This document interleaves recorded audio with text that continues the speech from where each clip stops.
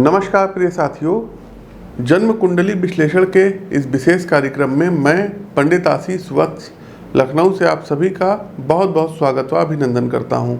प्रिय साथियों, प्रतिदिन लोग हमसे मिलने आते हैं और आज जिस पत्रिका का हम आपको विश्लेषण कराने जा रहे हैं, तो इस नवयुवक की माता जी हमारे पास आई थी, लगभग 1.5 वर्ष पूर्व आई थी और विवाह को लेकर के, हेल्थ को लेकर के, कैरियर को लेकर के हमसे तमाम तरीके के प्रश्न पूछे गए और हमने उनको जो है अपने हिसाब से बताया और काफ़ी कुछ चीज़ें घटित भी हुई। तो चलिए आज जन्म कुंडली का विश्लेषण नई सीरीज ये हमारी है शुरू करते हैं और हमारा ये अथक प्रयास रहेगा कि प्रत्येक सप्ताह एक जन्म कुंडली का विश्लेषण आप लोगों के सम्मुख जरूर रखूं। साथ ही साथ दर्शकों, क्या उपाय इनको बताए गए थे, क्या क्या इन्होंने उपाय किया और क्या क्या चीज़ें घटित हुई, तो एक बार यदि आप लोग ज्योतिष के भी विद्यार्थी हैं या सीख रहे हैं तो इस कुंडली पर भी आप लोगों को गौर फरमाना है।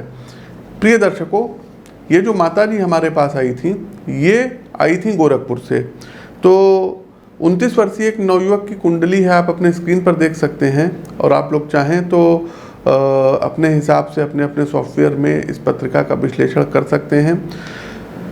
जन्म कुंडली की जो डेट ऑफ बर्थ है ये है 16 दिसंबर 1993 और रात्रि का 8:39 का जन्म है, अर्थात 20:39 का। अच्छा, जो जन्म स्थान था बच्चे का ये लखनऊ था। तो ये आप अपने स्क्रीन पर कुंडली देख सकते हैं। बेसिकली कर्क लग्न की कुंडली है और जो बच्चे की राशि है ये कैप्रिकॉर्न अर्थात मकर राशि बनती है। तो देखिए दर्शकों, जलीय लग्न है, चर लग्न है और पृथ्वी तत्व की प्रधान चर राशि है, मतलब चर लग्न भी है और चर राशि भी है। अब देखते हैं कि जो इस कुंडली में सबसे ज़्यादा योग कारक प्लैनेट बनते हैं, इस कुंडली को कौन कौन से प्लैनेट शासित करते हैं, रूल करते हैं।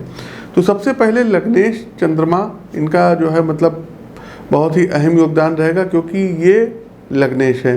दूसरा, जन्म कुंडली का जो 5वां भाव होता है ये भी बहुत महत्वपूर्ण भूमिका अदा करता है। तो पंचम भाव के अधिपति मंगल और जो भाग्य भाव, नवम भाव जिसको बोलते हैं, पिता का भी भाव बोला जाता है, नवम भाव के अधिपति गुरु। तो और दूसरे भाव के अधिपति सूर्य भी इस पत्रिका में महत्वपूर्ण भूमिका निभाते हैं। तो मुख्यतः 4 ऐसे प्लैनेट हैं इस जन्म पत्रिका में जो कि योग कारक होने चाहिए, बहुत ही अच्छे होने चाहिए, लेकिन बड़ा व्यवधान है दर्शकों। अब देखते जाइए कि इस पत्रिका में है क्या और इवेंट हम आपको टैली कराएंगे, मैच कराएंगे इस बच्चे के साथ क्या क्या चीज़ें घटित हुई हैं। प्रिय दर्शकों, इस पत्रिका में यदि हम नीच ग्रह की बात करें तो राहु और केतु 2 ऐसे प्लैनेट हैं जो पराशरी पद्धति के अनुसार नीच के हैं और वर्तमान समय में जो महादशा चल रही है इस बच्चे की, राहु की महादशा, और राहु की महादशा में अभी शुक्र की अंतर्दशा और बुध की प्रत्यंतर दशा चल रही है। तो दर्शकों, सबसे पहले देखिए लग्नेश जो इनके बनते हैं चंद्रमा, मकर राशि अर्थात शनि की 7.5 का अभी अंतिम प्रभाव जो है मतलब अंतिम चरण चल रहा है। तो सबसे पहले तो चंद्रमा पर शनि की 7.5 का प्रभाव चल रहा है। दूसरा, इनके लग्न पर भी, अगर हम लग्न से भी प्रिडिक्शन करें तो इनके लग्न पर भी ढैया का प्रभाव है। तो शनि इनको बहुत ज़्यादा पीड़ा पहुंचाए हुए हैं। दूसरा, जो महादशा इनकी चल रही है, राहु की महादशा चल रही है। अच्छा, एक चीज़ ये भी देखिएगा, चौथे भाव में देवगुरु बृहस्पति बैठे हुए हैं। तो देवगुरु बृहस्पति जब चौथे भाव में बैठ जाते हैं तो छाती से रिलेटेड कुछ ना कुछ प्रॉब्लम कराते हैं और हमने इस चीज़ को लेकर के उनको पहले ही बताया था कि इस बच्चे का कोई ना कोई ऑपरेशन छाती से संबंधित होगा। साथियों, यकीन मानिए इस बच्चे का ऑपरेशन हुआ, छाती से रिलेटेड हुआ, कुछ जो है क्या कहते हैं हार्मोनल चीज़ों को लेकर के हुआ था और फरवरी 2023 में इस बच्चे का ऑपरेशन हुआ था। ऑपरेशन की डेट वगैरह सब हमसे पूछी गई थी और हमने उनको बताया था। कारण कि योगिनी दशा भी अभी बच्चे की संकटा की चल रही, तो जब संकटा योगिनी दशा आए तो संकटा देखिए संकट जरूर देती। तो बच्चे का सफलतापूर्वक ऑपरेशन हुआ, उससे पहले कुछ पूजा वगैरह हमने उनको बताई थी, उन्होंने पूजा पाठ भी किए थे। दूसरा, अगर साथियों आप देखेंगे तो इनकी कुंडली में छठे भाव में सूर्य और मंगल बैठे और सूर्य की जो डिग्री है ये लगभग 0 डिग्री के हैं और जब इस बच्चे का जन्म हुआ था तो सूर्य का उस दिन गोचर हुआ था। साथियों, छठे भाव में 6, 8, 12 ये त्रिक भाव होते हैं और इनमें यदि शुभ ग्रह चले जाएं, योग कारक ग्रह चले जाएं तो ये अच्छे नहीं माने जाते हैं। हालांकि सूर्य और मंगल ये अपने मित्र के घर में गए हुए हैं तो रोग व्याधि जो भी चीज़ें होंगी उस पर ये विजय पा लेगा। और दूसरा, स्वाद का शौकीन होगा लेकिन अपने फिटनेस पर ये बच्चा बिल्कुल ध्यान रखेगा। माता जी का अगला प्रश्न था, अभी कुछ दिन पहले फ़ोन आया कि बच्चे की जॉब और शादी का पंडित जी बताइए। तो शादी के लिए हमने इनको एक डेट दी हुई है कि माता जी आप परेशान मत होइए और बच्चे का विवाह जल्द ही होगा, क्योंकि अभी इनकी योगिनी दशा जो चल रही है ये संकटा में संकटा की चल रही है।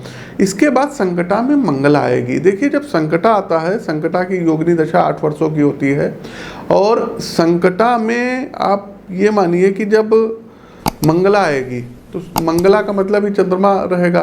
तो संकटा में मंगला जब आएगी तब घर में आपके मांगलिक उत्सव होंगे, मांगलिक कार्यक्रम होंगे।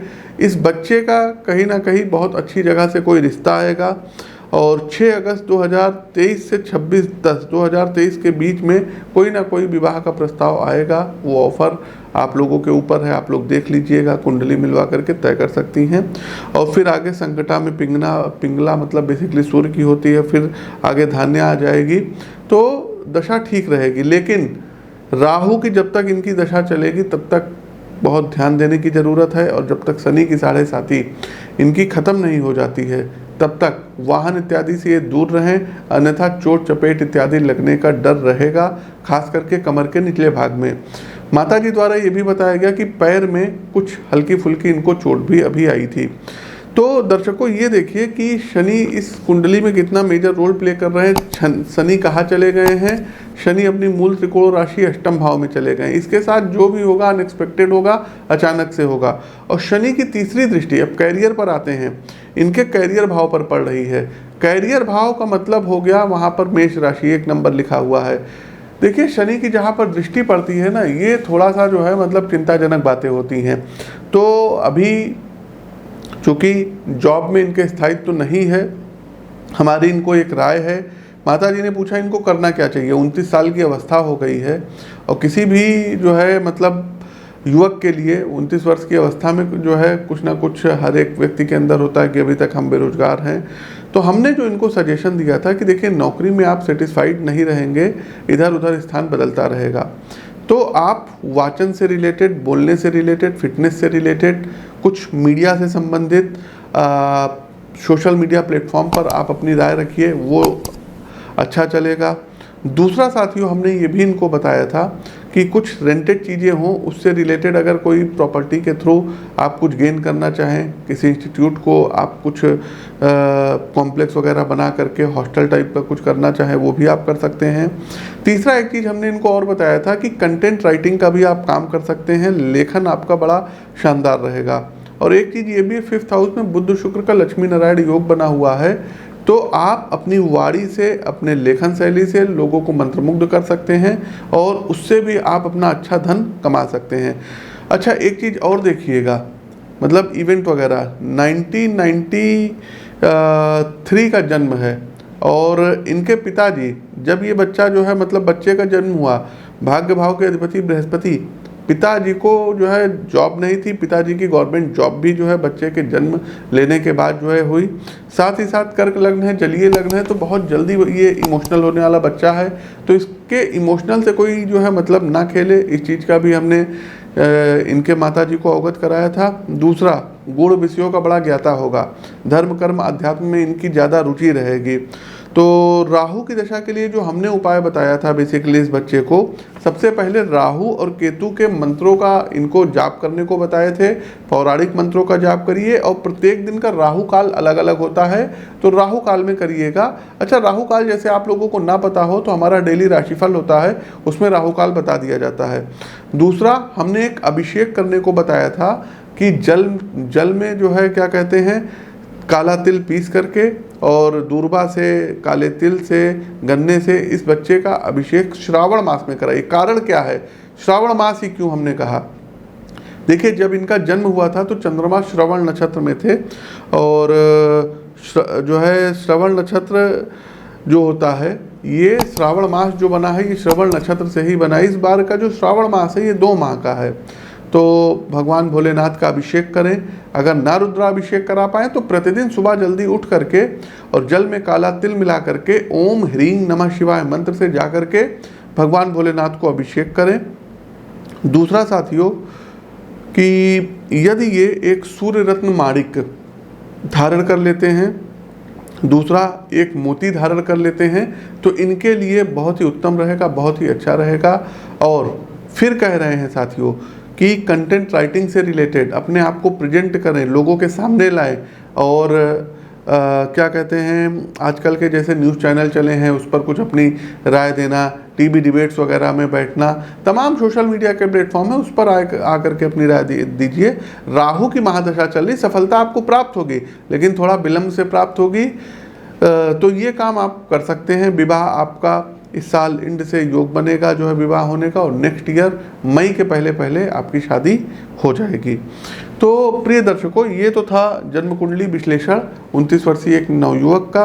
कैसा लगा कमेंट बॉक्स के माध्यम से हमें अवश्य बताइएगा। कुछ चीज़ें रह गई हैं, बहुत लंबा वीडियो हो जाता, इसलिए से सभी चीज़ें हमने नहीं बताई है। जो मुख्य उनके प्रश्न थे वो हमने बता दिया। हमारा यह कार्यक्रम कैसा लगा ज़रूर बताइएगा। और आप हमसे आकर के व्यक्तिगत तौर पर मिल करके अपनी कुंडली का विश्लेषण करवा सकते हैं। अपनी वाणी को विराम देते हुए जन्म कुंडली विश्लेषण के इस विशेष कार्यक्रम से मैं पंडित आशीष वत्स आप सभी प्रबुद्ध साथियों से विदा लेता हूं। नमस्कार, राम राम।